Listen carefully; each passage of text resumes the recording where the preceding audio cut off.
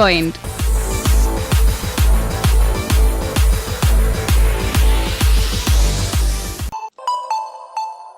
ലോക tennis Federer, Nadal, ദോക്യോവിച്ച് യുഗത്തിനപ്പുറത്തേക്ക് പോകുകയാണ്. Roger ഫെഡററും നദാലും ടെന്നീസിൽ നിന്ന് വിരമിച്ചു കഴിഞ്ഞു. ദ്യോക്കോവിച്ച് ആവട്ടെ വിരമിക്കലിന് തൊട്ടടുത്ത് എത്തിക്കഴിഞ്ഞിരിക്കുന്നു. 2 പതിറ്റാണ്ടിലേറെ നീണ്ടുനിന്ന ഈ 3 പേരുടെ ആധിപത്യ കാലത്ത് ലോക ടെന്നീസിൽ അവർ നിറഞ്ഞു നിന്നു. ബാക്കിയുള്ള കളിക്കാർ ഏതാണ്ട് കാഴ്ചക്കാരായ പോലെയായി. ഈ 3 പേരും കളമൊഴിഞ്ഞു എന്ന് തന്നെ കരുതുക. എങ്കിൽ ഇനി ആരൊക്കെയായിരിക്കും ടെന്നീസിന്റെ അരങ്ങത്തും അമരത്തും? നമുക്ക് പുരുഷ ടെന്നീസിലെ പുതിയ രാജാക്കന്മാരെ പരിചയപ്പെടാം. പുരുഷ ടെന്നീസിൽ ഇന്ന് ഏറ്റവും ഉയരത്തിൽ നിൽക്കുന്നത് യാനിക് സിന്നർ എന്ന ഇറ്റലിക്കാരനാണ്.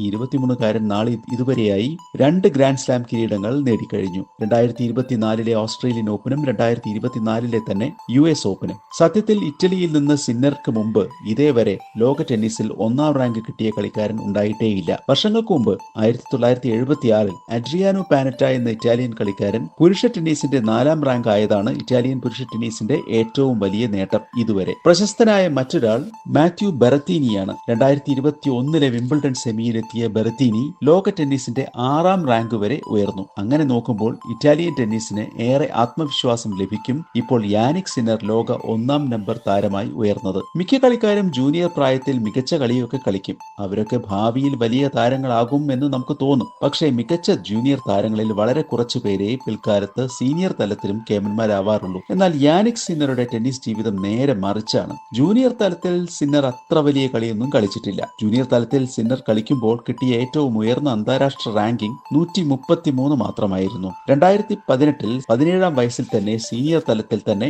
സിന്നർ കളിക്കാൻ തുടങ്ങി. ഗ്രാൻഡ് സ്ലാം കിരീടങ്ങൾ കഴിഞ്ഞാൽ ലോകത്തിലെ ഏറ്റവും ഉയർന്ന ടെന്നീസ് മത്സരങ്ങൾ എന്ന് പറയുന്നത് ATP ചാലഞ്ചർ മത്സരങ്ങളാണ്.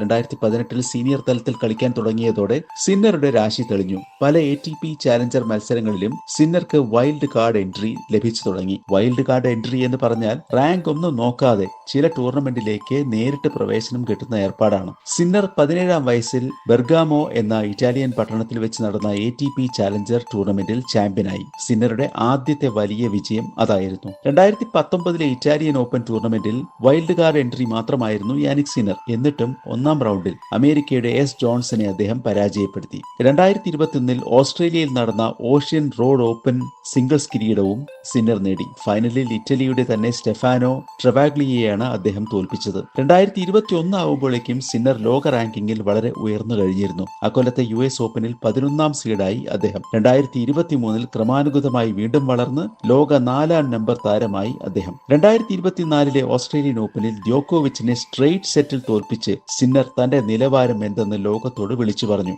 മികച്ച ബേസ് ലൈൻ കളിക്കാരനാണ് സിന്നർ. ബേസ് ലൈനിൽ വെച്ച് പ്രതിരോധിക്കലല്ല ആക്രമിക്കലാണ് സിന്നറുടെ രീതി. മണിക്കൂറിൽ 160 കിലോമീറ്റർ വേഗതയുള്ള സിന്നറുടെ ഫോർഹാൻഡ് ഷോട്ടുകൾ, 231 കിലോമീറ്റർ വേഗതയുള്ള 1-ാം സെർവ് എന്നിവയും എതിരാളികളെ ശരിക്കും ബുദ്ധിമുട്ടിക്കുന്നു. ലോക ടെന്നീസിലെ മികച്ച മറ്റ് താരങ്ങൾ ആരൊക്കെ? അവരൊക്കെ അടുത്ത സില്ലി പോയിന്റിലൂടെ നമ്മുടെ പരിചിത വലയത്തിൽ എത്തും.